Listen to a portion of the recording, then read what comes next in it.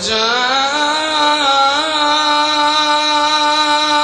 सकरतुल मौत बिलहक़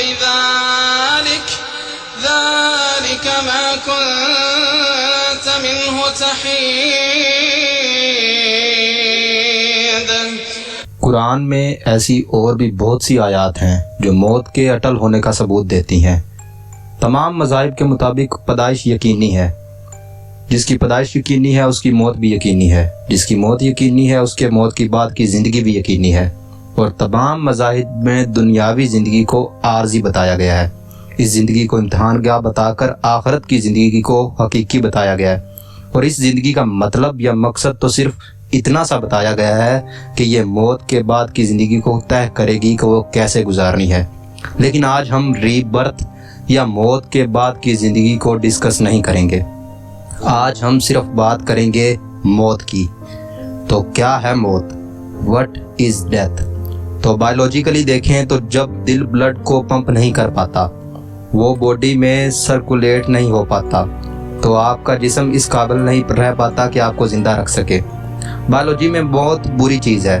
अगर आप किसी आम आदमी से ये बात पूछेंगे तो वो भी यही कहेगा कि मौत एक बुरी चीज़ है, क्योंकि मौत अपने साथ कोई भी पॉजिटिव इमोशन नहीं रखती। जबकि देखा जाए तो रूहानी तौर पर मौत एक बहुत ही कीमती चीज़ है। कीमती नहीं बल्कि ज़रूरी, क्योंकि मौत ज़रूरी है। अब चलो जो फिलोसफर्स हैं उनके प्रोस्पेक्टिव देख लेते हैं डेथ के ऊपर। सोक्रेटिस के हिसाब से मौत एक ना ख़त्म होने वाली नींद है, एक ड्रीमलेस स्लीप, जिससे आप कभी जागेंगे नहीं। अगर आप आफ्टर लाइफ को कंसीडर नहीं कर पाते तो, और अगर कोई आफ्टर लाइफ है भी तब भी आपको मौका मिलेगा कि जो सारे होशियार और इल्मी लोग मर चुके हैं उनसे आप बातें कर पाएँ या उनसे आप इल्म हासिल कर पाएँ।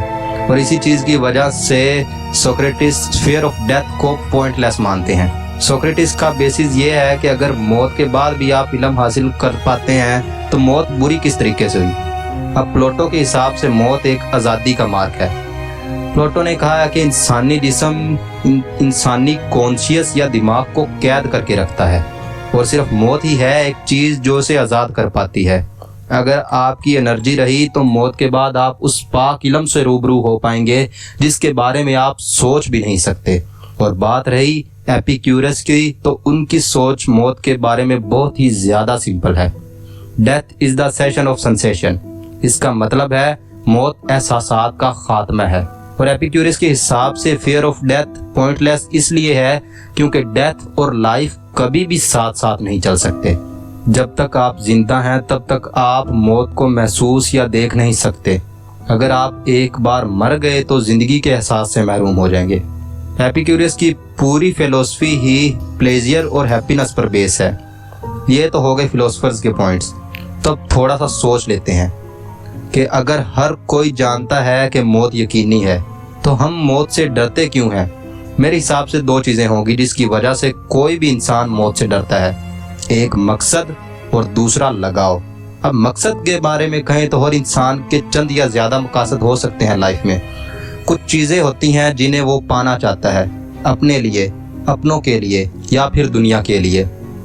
अ man without motive is as good as dead. बिना मकसद के आपकी ज़िंदगी का कोई मतलब नहीं है और ना ही इसकी कोई कीमत है। और दूसरी चीज़ है लगाव।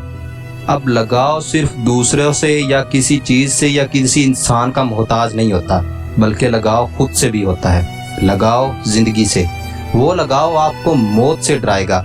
अगर आपका कोई करीबी इंसान मर जाता है तो असल में उसकी मौत नहीं होती जो आपको तकलीफ़ देती है, वो लगाव ही होता है जो आपको तकलीफ़ देता है। लेकिन लगाव तो सिर्फ एक जिस्मानी एहसास है, कोई रूहानी एहसास नहीं। मतलब आपकी रूह का कोई लगाव नहीं होता या फिर कोई ख्वाहिश नहीं होती। हाँ, आपके कॉन्शियस के इमोशंस हो सकते हैं लेकिन रूह के नहीं। आप अपने अकेलेपन से डरते हैं, ना कि उस इंसान की मौत से। कोई चीज़ होगी जो अधूरी होगी जिस वजह से आप मरने से डरेंगे। और अगर डीप थॉट्स को इससे निकाला जाए तो सर्वाइवल इंस्टिंक्ट एक चीज़ है। हमारा दिमाग नेचुरली ऐसे डिज़ाइन किया गया है कि हमें हर उस चीज़ से बचाए जो हमें मौत के करीब लाती है। तो जब हम सब जानते हैं कि मौत की एग्जिस्टेंस को रिजेक्ट नहीं कर सकते तो क्या उसे एक्सेप्ट करना चाहिए? ये बहुत ही कॉम्प्लिकेटेड सवाल है। अगर आपकी ज़िंदगी से मरने का डर चला जाए तो क्या आपको बहादुर कहा जा सकता है?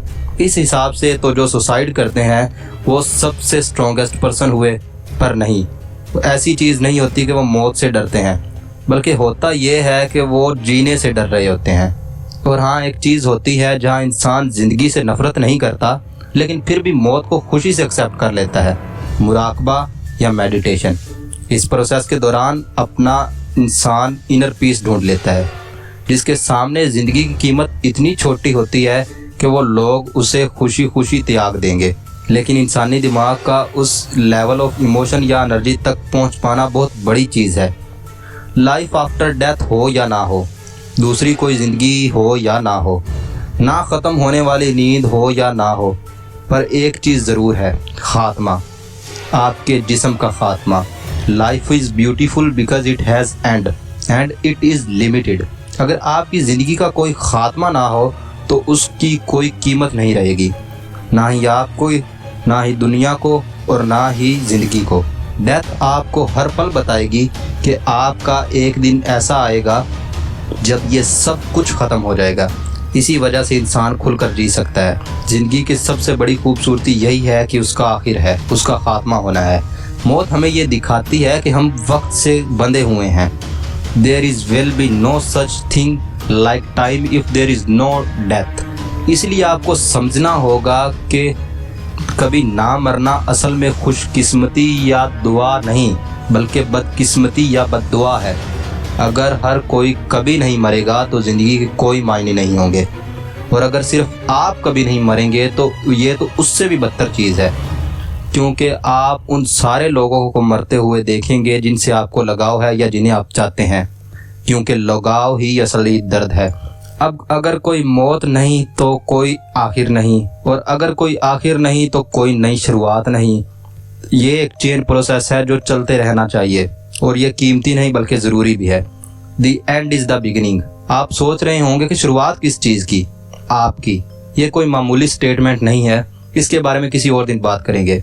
एक और स्टेटमेंट है जिससे मैं इंडिविजुअली बहुत इंस्पायर्ड हुआ, मोमेंटो मोरी, जिसका मतलब है यू हैव टू डाई। गौर से सुनिए, इसका मतलब आपको मरना होगा ये नहीं, बल्कि आपको मरना ही होगा ये है। ये एक बहुत ही बढ़िया रिमाइंडर है जो कि आपकी ज़िंदगी में बहुत ज़्यादा सुधार ला सकता है। अगर आप अच्छे वक्त से गुजर रहे हैं तो ध्यान रखें कि आपको मरना ही होगा, और अगर आप बुरे वक्त से गुजर रहे हैं फिर तो बिल्कुल याद रखें कि आपको मरना ही होगा। आपकी ज़िंदगी कैसी भी हो, उसका ख़ात्मा यकीनी है। ये सेंटेंस ना एक सेंस ऑफ बैलेंस बनाकर रखता है। अब लास्ट में मेरा क्या ओपिनियन है डेथ के ऊपर। देखें, डेथ एक इम्पोर्टेंट चीज़ है। मेरे हिसाब से तो फियर ऑफ डेथ भी एक इम्पोर्टेंट चीज़ है, क्योंकि ये एक डर ही है जो आपको ज़िंदगी से प्यार करने पर मजबूर करता है। बस ये याद रखें कि आपकी मौत का डर आपकी ज़िंदगी से बड़ा नहीं होना चाहिए। आप जानते हैं कि कोई चीज़ ख़त्म होने वाली है, लेकिन आप फिर भी उसे कर रहे हैं। ये क्या ही खूबसूरत बात होगी। और इस वीडियो की एंडिंग भी एक खूबसूरत कोट के साथ, जो कि एक book meditation bye Marcus Aurelius से है। तो सुनिए कि इससे फ़र्क नहीं पड़ता कि आप 100 साल जिए या 1000, इंसान वही ज़िंदगी खोता है जो वो जी रहा आता है।